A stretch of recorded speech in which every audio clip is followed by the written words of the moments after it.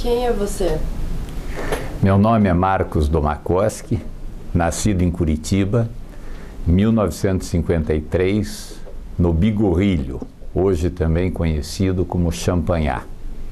Sou filho de Henriqueta e Antônio Domakoski, ambos descendentes de poloneses. Meus avós paternos nasceram na Polônia e imigraram para o Brasil. Um como lavrador, na colônia Santo Inácio, onde hoje se situa a Faculdade Espírita, e o outro, marceneiro, que trabalhava junto à Rede Ferroviária Federal. Eu iniciei meus estudos no Colégio Medianeira, tenho uma formação jesuíta, e estudei lá de 1960 até 1971, quando aí entrei na Universidade Federal do Paraná para cursar Engenharia Civil. E posteriormente a isso fiz o meu mestrado em Administração na Universidade de Edimburgo, na Grã-Bretanha. Devo ressaltar que meu pai foi um líder comunitário em Curitiba, foi vereador, foi diretor do trânsito, era um homem muito próximo do ex-governador Bento Munhoz da Rocha Neto. Um homem que fez política com P maiúsculo, política partidária, tendo se destacado como o vereador mais votado à sua época em Curitiba, com o dobro de votos do segundo colocado. Dando continuidade à minha história, eu iniciei a minha carreira profissional na Copel como estagiário de engenharia e de lá saí para o meu mestrado em Edimburgo, patrocinado por uma bolsa do Rotary Internacional. Depois de cursar esses 2 anos em Edimburgo, voltei a Curitiba para, de fato, dar continuidade à carreira profissional. Gostaria de destacar alguns pontos importantes da minha infância e da minha juventude. A minha infância foi toda vivida no Batel, na Rua Ângelo Sampaio, numa casa que se encontra lá até hoje, 1615, onde costumávamos jogar bola no meio da rua, acampar, onde hoje é a sede do edifício Springfield, no final da Rua Dom Pedro II, que era rigorosamente uma mata relativamente densa. Tínhamos por hábito passar as nossas férias de julho numa chácara que a minha família tinha, no Moçungue, hoje é Coville, e passávamos lá 15 dias de férias na Rua José Isidoro Biazeto, propriedade essa que mais tarde foi vendida à Copel e incorporou-se ao patrimônio da Copel no quilômetro 3. Tínhamos lá uma casa muito agradável, meu pai costumava plantar uva e fazer o próprio vinho caseiro, tínhamos lá o churrasco nos finais de semana, e não poucas foram as vezes que tanto os meus amigos do Medianeira, como as amigas da minha irmã do Colégio Santa Terezinha, iam lá para fazer os famosos piqueniques na década de 60. Na medida em que a adolescência foi chegando, eu sempre estive muito próximo do Clube Curitibano. E depois que entrei na faculdade, nós conseguimos montar uma equipe para participar das famosas gincanas do Clube Curitibano, gincanas do Festival de Maio, que na época movimentavam a cidade inteira. A nossa equipe chamava Cocaca, era composta por aproximadamente 600 membros de ambos os sexos, e tínhamos uma inteligência muito forte na nossa retaguarda, que nós dizíamos que eram os velhos, né? Então eram pessoas como Saul Raiz, Maurício Schumann, Jaime Lerner, Carlos Richibitter, Arnaldo Nascimento Rebelo, entre outros que compunham a retaguarda de inteligência para nos auxiliar, a nós jovens, a enfrentar aquelas provas que eram tão bem elaboradas pelo Marcos Pinheiro Machado, que se especializou nisso e que fazia dessas provas do Curitibano um verdadeiro desafio à nossa inteligência e nos ensinou muito, aprendemos com ele muito a superar os desafios aí que depois também foram superados ao longo das nossas vidas profissionais. Uma outra passagem que eu também gostaria de destacar da minha adolescência foi que, no início da década de 70, as moças de sociedade curitibana não poderiam, assim, por uma certa tradição, ou não deveriam frequentar as boates em Curitiba. Boate era uma coisa mais para moças avançadinhas ou tidas como não de família. E evidentemente que havia um desejo muito grande das moças da sociedade de ir a uma boate, mas elas só poderiam ir a boates de clube, que se restringiam ao Clube Curitibano, ao Thalia, ao Círculo Militar e à Sociedade Hípica. E eram boates muito sem graças, porque tinha muita luz, tinha um som muito ruim, e sempre elas eram acompanhadas ou da mãe, ou de uma tia, ou até mesmo dos próprios pais. Nós, na época, assumimos o departamento universitário do Clube Sírio-Libanês do Paraná, com um grupo de amigos da engenharia, e fizemos no Clube Sírio-Libanês uma boate nos moldes das boates mais desejadas do eixo Rio-São Paulo, com um projeto de iluminação, com uma cabine de som, que hoje fala-se muito em DJ, mas na época de 70, década de 70, eu acho que foi o primeiro DJ que existiu no Brasil, foi da nossa boate. Nós tínhamos, enfim, toda uma decoração adequada e que, por ser uma boate de clube, as famílias tradicionais de Curitiba permitiam que as suas filhas participassem dessa boate. E essa boate acabou se transformando num case de sucesso absoluto. Durante 3 anos ela vivia lotada todos os sábados, assim, com fila de espera monstruosa, a tal ponto de que nós trouxemos na época os Mutantes, que vieram fazer um show para nós, depois nós trouxemos os Novos Baianos, e depois eu também me lembro que um certo dia fui chamado pelo presidente do Clube Curitibano de então, Dr. Gastão de Abreu Pires, de saudosa memória, e eu, quando recebi o telefonema dele em casa para ir ao clube, achei que poderia ter feito alguma coisa não muito agradável ao clube, que poderia até ensejar algum tipo de punição ou coisa assim.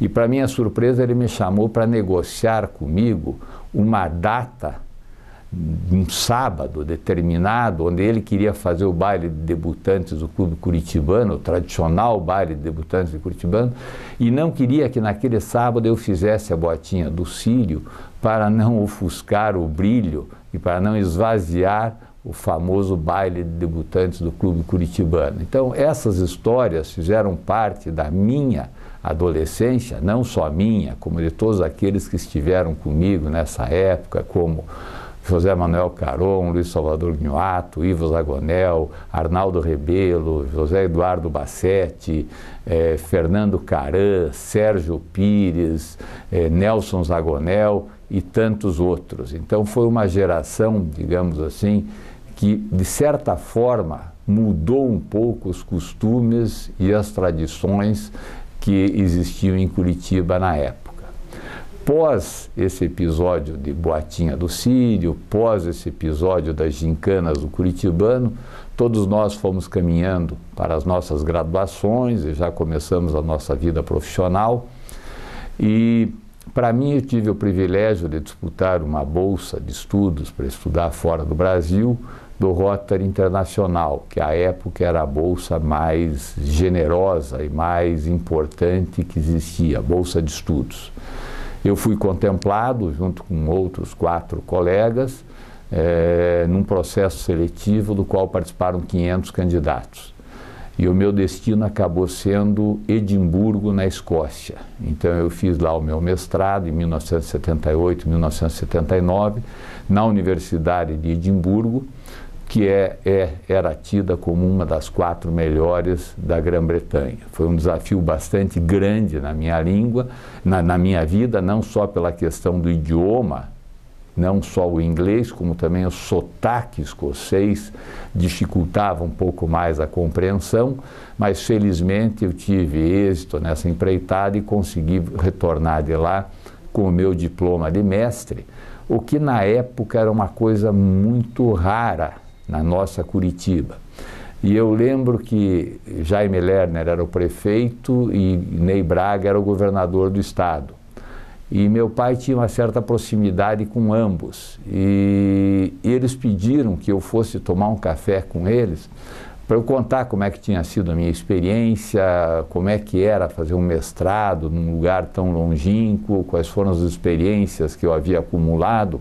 E por conta dessa entrevista, o Jaime Lerner me convidou para assessorá-lo na prefeitura de Curitiba, e lá fiquei, juntamente com Cássio Taniguchi, por uns 2 anos, ajudando no financiamento, junto ao Banco Interamericano de Desenvolvimento, dessas obras que hoje nós conhecemos aí como trinário da Padre Anchieta, Padre Agostinho e Martim Afonso, que na época eram conhecidas como Conectora 5, que ligavam aí até a cidade industrial de Curitiba, mais particularmente nas proximidades da Volvo.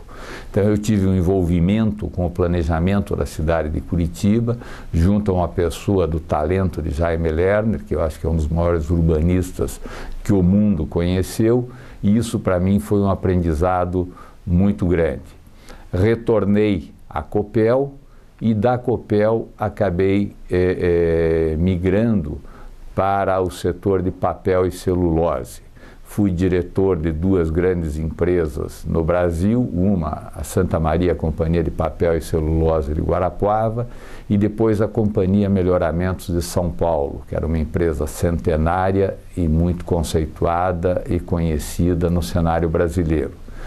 Terminando essa experiência como executivo, eu estabeleci um negócio meu e próprio para comercializar papel e celulose nos estados do Paraná e Santa Catarina. Essa empresa eu iniciei em 1986 e no ano que vem estará completando 30 anos de existência. Hoje já comandada pelos meus filhos. Ainda, paralelamente a toda essa atividade profissional como executivo, eu sempre me dediquei à Universidade Federal do Paraná. Fui professor lá desde 1974, ainda antes de ser formado, eu era monitor. A partir do momento que me formei e voltei com o mestrado, eu fiz um concurso e me aposentei alguns anos atrás no Departamento de Administração Geral e Aplicado da Universidade Federal do Paraná. Nesse mesmo departamento, fui colega de muitos outros paranaenses com os quais muito aprendi. Destaco os nomes do professor Guilherme Lacerda Braga Sobrinho, de Belmiro Valverde Jobim Castor e de Wilson de Conto, dentre muitos outros. Esta atividade acadêmica, para mim, sempre foi muito importante. Eu sempre tive muita satisfação em estar próximo dos alunos, porque é uma forma de você se obrigar a evoluir sempre. Além dessa experiência em Edimburgo, eu também, em 1983, participei de um programa de intercâmbio de grupos de estudos, um programa também do Rotary Internacional, e eu fiquei 60 dias vivendo em Tampa, na Flórida, liderando um grupo de 5 profissionais, tendo uma visão bem aprofundada daquele pedaço dos Estados Unidos. Aquilo também, para mim, contribuiu muito na minha formação profissional, pessoal e acadêmica. E, além disso, também, durante alguns anos, fui professor visitante na Universidade de Edimburgo, naquela onde eu obtive o meu título de mestre. Então, uma vez por ano, eu recebi o convite de ir a Edimburgo para fazer uma palestra aos alunos do curso do mestrado, normalmente sobre o tema das oportunidades que a América do Sul poderia proporcionar como um espaço geográfico e populacional importante no mundo contemporâneo. Então, tive o privilégio de pelo menos mais 5 vezes estar na universidade ao longo dos anos, contando um pouco da história do Brasil e da América do Sul no contexto mundial. Foi também uma experiência muito gratificante. Paralelamente a tudo isso, sempre levei com muita seriedade a minha atividade profissional, que era aquela que me sustentava, através da venda de papel e celulose aí nesses estados do Paraná e Santa Catarina. Na verdade, fui representante, e somos até hoje, de bons e grandes fabricantes brasileiros, de fabricantes argentinos, uruguaios e espanhóis. Então, a nossa atividade, basicamente, persiste ainda, apesar dos 30 anos, quase 30 anos que já se passaram. E, paralelamente a isso, eu nunca deixei de fazer algum tipo de política, mas política no sentido não partidário, e sim política no sentido empresarial. Desde 1990, que eu participo da Associação Comercial do Paraná. Lá, em 1990, ingressei como vice-presidente secretário, até o ano 2000, onde daí me elegi presidente e fui presidente da Associação Comercial de 2000 a 2004. Nesse período muito rico da minha vida, onde eu pude, assim, tentar dar algum tipo de colaboração para o desenvolvimento econômico e social do Paraná, eu posso destacar alguns pontos aí que foram bastante relevantes ou bastante importantes no meu currículo. O principal deles, e aquele que ficou mais evidente perante a imprensa, foi um posicionamento firme e determinante da Associação Comercial, uma entidade centenária, tradicional, contra a privatização da Copel, que foi tentada ali pelo ano de 2001, mais ou menos 2002. Nós estudamos profundamente o assunto com especialistas de todos os matizes de conhecimento, tanto do mundo acadêmico como do mundo empresarial, como especialistas do setor energético, e chegamos à conclusão que a privatização da Copel naquele momento seria um crime de lesa pátria, porque a Copel tinha usinas absolutamente eficientes, já depreciadas, em operação, e que aquilo não faria nenhum sentido ser vendido por preço nenhum. E felizmente nós estávamos certos, porque já se passaram aí quase 15 anos e a empresa continua sendo, quem sabe, o único instrumento de fomento econômico que o governo do Paraná ainda tem. Além de gerar empregos, além de gerar resultados para o acionista e além de gerar, digamos, indução do desenvolvimento econômico no estado do Paraná. Então, esta acho que foi uma decisão tomada durante o meu mandato como presidente da Associação Comercial, que repercute até hoje de maneira positiva para o desenvolvimento do estado. Um outro ponto também que posso mencionar desse período à frente da associação foi o trabalho que executamos de um projeto de reforma política para o nosso país. Entendíamos que esse sistema político que estava vigiando no país estava absolutamente superado, e nós oferecemos uma proposta contemplando 5 pontos de modificação substancial na legislação política eleitoral brasileira, e lamentavelmente nós não tivemos êxito nessa empreitada, e vendo hoje o Brasil, toda a dificuldade que ele atravessa, tudo aquilo que acontece do ponto de vista político no país, a gente entende e tem cada vez mais a certeza de que nós estamos pelo menos 15 anos atrasados no que diz respeito à necessidade imperiosa de se fazer a reforma política, que é a mãe de todas as reformas. Trabalhamos também muito fortemente para estabelecimento de um simples trabalhista, porque a legislação trabalhista no Brasil, ela é totalmente desincentivadora da geração de empregos. Ela é uma legislação arcaica, ultrapassada, que muitos, num discurso fácil, dizem que é para assegurar direitos, quando na verdade ela assegura direitos para uma minoria privilegiada, porque a grande maioria ainda dos trabalhadores paranaenses, ou melhor, uma grande maioria dos trabalhadores brasileiros, ainda encontra-se na informalidade sem direito nenhum a nada. Então a necessidade de um simples trabalhista foi uma outra bandeira nossa que a gente trabalhou bastante. Ela teve algumas possibilidades de avanços e depois retrocessos, e ainda não foi implantada no Brasil, no nosso entendimento, como precisaria ser implantada para nós criarmos um clima favorável a fazermos negócios, a constituirmos empresas e a desenvolvermos esse país.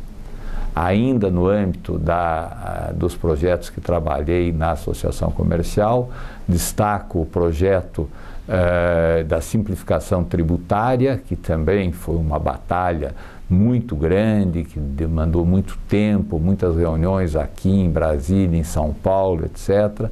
E nessas reuniões todas a gente conseguiu algum avanço. Então, parte desse simples trabalhista que está aí foi, digamos assim, de certa forma, teve a origem naquela semente que nós colocamos lá atrás, no início dos anos 2000, 2001, e que hoje temos aí colhido alguns resultados, mas muito tímidos ainda, perto de tudo aquilo que nós precisamos para simplificar e para desonerar a carga tributária desse nosso país. Além da associação comercial, eu tive também, e por ela, a possibilidade de ser conselheiro do LACTEC, que é um instituto, um laboratório de altíssima qualidade, composto pela Universidade Federal, pela Associação Comercial, pela Federação das Indústrias, pelo Instituto de Engenharia do Paraná. Essas entidades reunidas criaram esse LACTEC, que é um instituto de referência e motivo de orgulho para todos nós paranaenses. E também fui conselheiro do Banco Regional de Desenvolvimento do Extremo Sul, o BRDE. Ainda no tempo da Associação Comercial do Paraná, nós implantamos o Sicob, que é a cooperativa de crédito dos pequenos e microempresários na região de Curitiba. Era um projeto que já existia no interior do estado e que nós trouxemos esse projeto abrindo a primeira agência em Curitiba, que funciona ainda hoje na Rua 15 com a Presidente Faria. Esse foi um outro projeto que a gente conseguiu realizar à frente da entidade.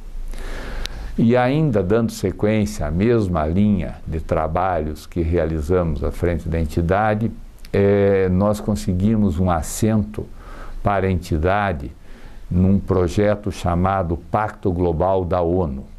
Foi ali pelos anos de 2003 que eu fui convidado para integrar o comitê gestor do Pacto Global da ONU, que basicamente se preocupava com o atingimento das 8 metas do milênio, aquelas metas do milênio que foram acordadas pelos chefes de estados alguns anos antes, mas que não estavam avançando na velocidade necessária por conta de que, sem o envolvimento do mundo empresarial, só os governos não conseguiriam atingir aquelas metas pretendidas. Então, aí o Kofi Annan, como secretário-geral da ONU, criou esse movimento. Nós participamos dele desde 2003, fomos um dos primeiros signatários aqui no Brasil e no estado do Paraná, por conseguinte, e desde então nós estamos participando desse movimento, não só como associação comercial, mas também pela minha empresa, e isso me possibilitou, ao longo desses anos todos, uma proximidade muito grande com o movimento. Acho que muitas conquistas foram alcançadas nesse sentido. Alguns detalhes eu vou mencionar aqui que foram extremamente marcantes para a minha vida. Um deles foi em 2005, quando, atendendo a um convite do então presidente da França, Jacques Chirac, eu participei de uma reunião no Palais Élysée, em Paris, junto com o Tony Blair, que era o primeiro-ministro da Grã-Bretanha na época, e o Kofi Annan, que era o secretário-geral das Nações Unidas, e um grupo de 40 empresários, passando reunidos um dia inteiro com essas três personalidades mundiais, discutindo os problemas mundiais, especialmente naquela reunião se falava muito na questão da pobreza na África. Nós passamos o dia inteiro em 3 mesas, uma liderada por cada uma dessas lideranças que eu mencionei. E me lembro muito bem que quando eu estava sendo liderado pelo Jacques Chirac, numa mesa de 12 participantes, eu não resisti à minha curiosidade e mencionei ao presidente da França de que passei o dia inteiro ali ouvindo a questão da pobreza na África. E como eu vinha de uma parte do mundo que tinha muita pobreza, que era o caso do Brasil, eu queria entender qual era a visão daquelas lideranças sobre o Brasil. E aí eu tomei uma resposta do Jacques Chirac, que eu nunca mais vou esquecer da minha vida, e aproveito esse momento para compartilhar com aqueles que terão a oportunidade de ver esse documentário. O Jacques Chirac me disse o seguinte: o problema da África é pobreza. O problema do Brasil é a não administração adequada das suas riquezas. Isso para mim calou profundamente, e eu acho que Jacques Chirac, em 2005, quando me disse isso, tinha total razão no que me disse. Ainda nessa relação minha com as Nações Unidas, um outro evento que eu gostaria de destacar foi um evento ocorrido em Genebra, quando o Kofi Annan foi substituído pelo Ban Ki-moon como secretário-geral da ONU. E naquele momento, quando nós tivemos uma reunião em Genebra, na sede das Nações Unidas, criou-se uma dúvida em todos aqueles que participavam do Pacto Global da ONU. Será que o movimento com a saída do Kofi Annan vai esmorecer? Será que o Ban Ki-moon não vai querer levar adiante o projeto? E para nossa surpresa positiva, o Ban Ki-moon não só assumiu o compromisso de levar à frente o Pacto Global da ONU, como criou um novo braço do movimento chamado Caring for Climate, ou seja, preocupação com o clima. E naquele encontro eu também me tornei signatário deste movimento. E, desnecessário dizer, a importância ou a visão sábia do Ban Ki-moon em criar um movimento nessa direção, especialmente por conta do aquecimento global que todos nós estamos aí, ou deveríamos ter consciência de que é o grande desafio do nosso século. Porque se nós pegarmos os dados mais recentes, a emissão de CO2 que provoca o aquecimento global, se fosse interrompida hoje e não se aumentasse em mais nada a emissão, nós, para darmos conta desta emissão de CO2, nós precisaríamos de 2 planetas Terra hoje para fazer a compensação. Então, a emissão de CO2 e o aquecimento global cresceu muito além daquilo que seria aceitável para nós termos uma economia sustentável. Por conta disso, desde 2007, nós temos participado com afinco de movimentos e de deliberações, não só em Nova York, como em Genebra, como em Copenhague, e como agora eu estarei participando no dia 7 e 8 de dezembro, na COP21 em Paris, que é o maior evento que vai tratar da questão do clima, do clima no planeta, e numa tentativa de todos os chefes de estados do mundo assumirem um compromisso que substituirá o protocolo de Kyoto, que já está vencido, para a gente tentar minimizar ou trazer o planeta para um nível de sustentabilidade aceitável. E eu acho que a melhor frase que define toda essa preocupação, e que também eu gostaria de compartilhar nesse documentário, Eu entendo que o problema da sustentabilidade do planeta vai estar resolvido, o problema da sustentabilidade vai estar resolvida quando nós, que habitamos no planeta hoje, entendermos que este planeta que vivemos hoje não é algo que nós herdamos das gerações passadas, mas sim algo que nós tomamos emprestado das gerações futuras. E com essa responsabilidade em mente, nós precisamos nos esforçar ao máximo, fazendo tudo aquilo que for possível para trazermos uma redução substancial das emissões de CO2, para não termos um aumento significativo na temperatura da Terra, que poderá, inclusive, elevar substancialmente o nível dos oceanos e acabar, digamos assim, gerando uma catástrofe sem precedentes para a humanidade. Então, este meu envolvimento com as Nações Unidas, tanto do Pacto Global como do Caring for Climate, é uma atividade que eu exerço com muita paixão, com muito amor e com muita dedicação, porque acredito que é uma forma de eu dar uma parcela de contribuição para o mundo em que nós estamos vivendo.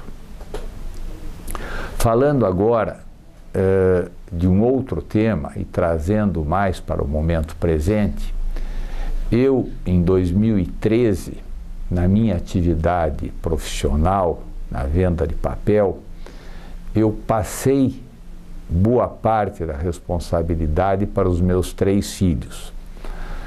E com o propósito de desacelerar a minha atividade profissional, caminhando para uma aposentadoria, ou para não uma aposentadoria, mas para um ritmo menos intenso de atividades.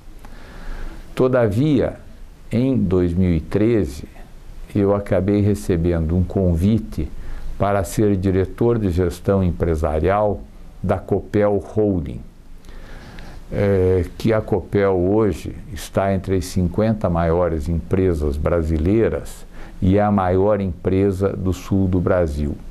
Pelo fato de eu ter começado a minha carreira profissional em 1974 como estagiário nesta empresa, de onde me afastei em 1983, eu acabei motivado pelo desafio de terminar a minha carreira profissional na mesma empresa que comecei. Então, pelos últimos 2 anos, eu fui diretor de gestão empresarial da Copel Holding e, para minha alegria e felicidade, foram 2 anos de muitas conquistas. Foram 2 anos de excelentes resultados econômicos e financeiros para a empresa.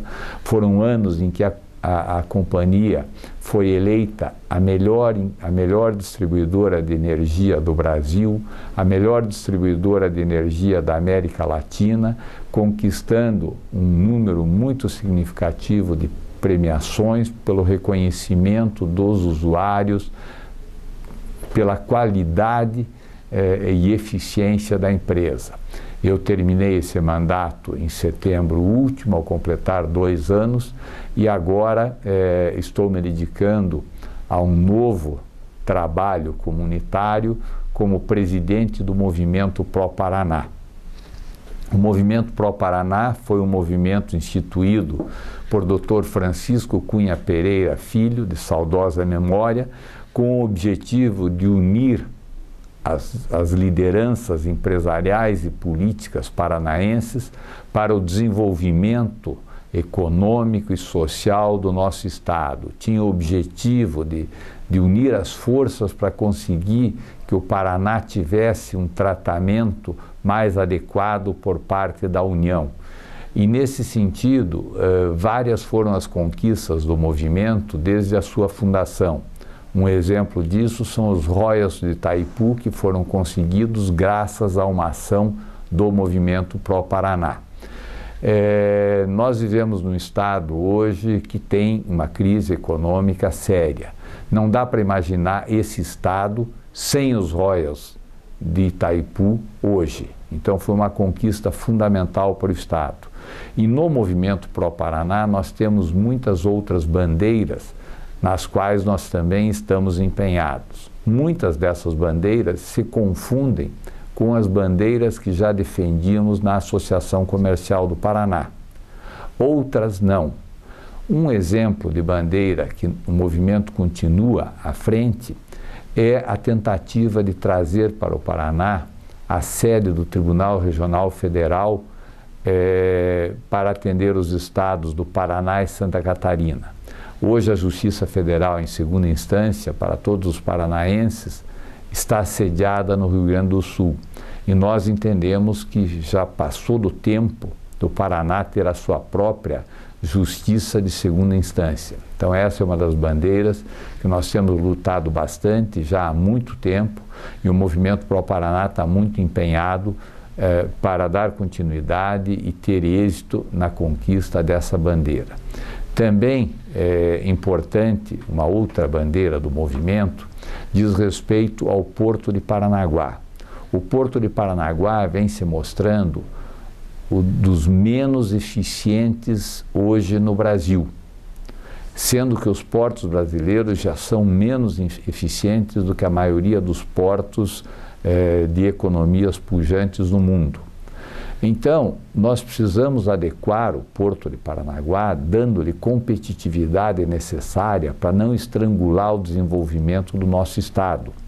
E para isso há necessidade de se rediscutir a poligonal do Porto de Paranaguá. É um assunto de certa complexidade que para o leigo fica difícil de ser entendido, mas basicamente nós precisamos diminuir a área hoje de atuação do porto público para criarmos mais espaço e eficiência para que o custo de todas as operações portuárias seja substancialmente reduzida, para nós não sobrecarregarmos ainda mais a competitividade da economia paranaense.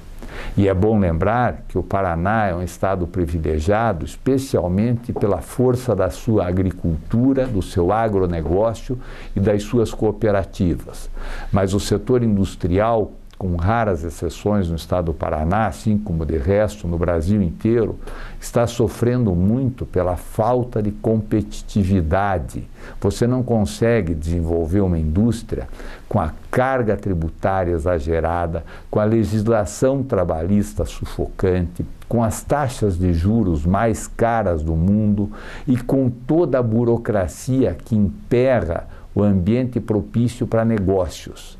Então, com todo esse cenário macroeconômico de dificuldades, se nós ainda tivermos um porto ineficiente, encarecendo ainda mais as nossas exportações e as nossas importações, nós estaríamos sufocando ainda mais a economia do Estado. E com esse propósito, a necessidade da mudança da poligonal é a solução que vem de encontro com a resolução desse problema de custo excessivo do Porto de Paranaguá.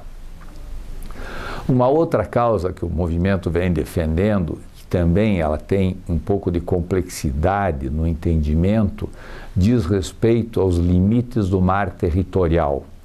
Na verdade, da forma como o IBGE estabeleceu os limites do mar territorial, o estado do Paraná leva a desvantagem, assim como o estado do Piauí, porque as linhas não são paralelas. E por conta disso, nós, como estado do Paraná, ficaremos totalmente fora na exploração do pré-sal. Por isso, o movimento está trabalhando junto com a Universidade Federal, junto com a OAB e demais instituições do Estado, para termos revisitado esses critérios que estabeleceram os limites do mar territorial. Por conta disso, o Paraná teria a chance de ter boa parte do campo de Tupi, que é um dos campos mais ricos do pré-sal, dentro da nossa área de atuação. E isso faria uma mudança extraordinária na economia do estado do Paraná. É uma luta difícil, é um desafio muito árduo. Nós estamos só na companhia do Piauí né, nesse caso, contra praticamente todo o resto do Brasil, mas este sonho nós temos que continuar acalentando, porque é um sonho que pode mudar a realidade para melhor de todo o estado do Paraná, buscando um desenvolvimento econômico e social. Deixando um pouco esses desafios profissionais, esses desafios à frente dessas entidades tão representativas como o Movimento Pro Paraná, como a Associação Comercial, eu gostaria de falar um pouco do Marcos como filho e do Marcos como pai. Eu tenho muito orgulho de dizer que eu sou filho de Antônio Domakoski e de Henriqueta Domakoski. Meu pai começou a vida como lavrador aí em Santo Inácio, num sítio do meu avô, plantando batata, milho, etc. Veio à cidade na busca de uma oportunidade e começou a sua vida profissional trabalhando como açougueiro no açougue do Garmater. Isso com 14 ou 15 anos de idade. Aos 18, já conseguiu estabelecer o seu primeiro negócio. Estabeleceu o primeiro, o segundo, o terceiro, chegou a ter uma rede de açougues em Curitiba, gerando emprego, gerando boa qualidade de vida para nossa família. Felizmente, eu sempre pude estudar em boas escolas, eu pude fazer, digamos assim, as preparações que iam além daquelas do colégio, eu pude me preparar frequentando boas escolas de idioma, eu tive a oportunidade de viajar ao mundo. Então, graças ao trabalho do meu pai, que começou com muito orgulho, segurando o cabo de uma enxada, ele me deu a possibilidade de eu ter, digamos assim, a oportunidade de estudar e fazer aquilo que ele não pôde fazer na vida dele. Sempre na companhia da minha mãe, que era a grande colaboradora dele de todos os momentos. Meu pai, como já falei anteriormente, além do comércio, fez história em Curitiba, como vereador, como diretor do trânsito, e um homem que sempre se dedicou à comunidade curitibana. Um homem que, onde eu vou, muito me orgulha de dizer que sou filho dele, porque todos que o conheceram guardam ótimas recordações dele. Além disso, bom, ele faleceu em 1999, mas, digamos assim, ele está ainda muito presente no meio de nós, porque as suas obras foram grandiosas, felizmente. E eu gostaria de dividir aqui o meu grande orgulho de ser filho de quem eu sou. Assim como de dizer que eu sou pai de 3 filhos. Eu sou pai da Bianca, que trabalha na empresa comigo hoje, particularmente mais focada na área da administração patrimonial e do turismo. Eu sou pai do Henrique, que é advogado, administrador e que hoje está fazendo o seu mestrado no Massachusetts Institute of Technology em Boston. Está terminando lá esse ano o seu mestrado. Não sei ainda o que o futuro reserva para o Henrique. O Henrique também é vice-presidente da Associação Comercial do Paraná e vogal da Junta Comercial. E da Nicole, que é a minha caçula, que com 18 anos começou a trabalhar no Citibank, com 25 veio trabalhar comigo, fazem 5 anos que trabalha comigo.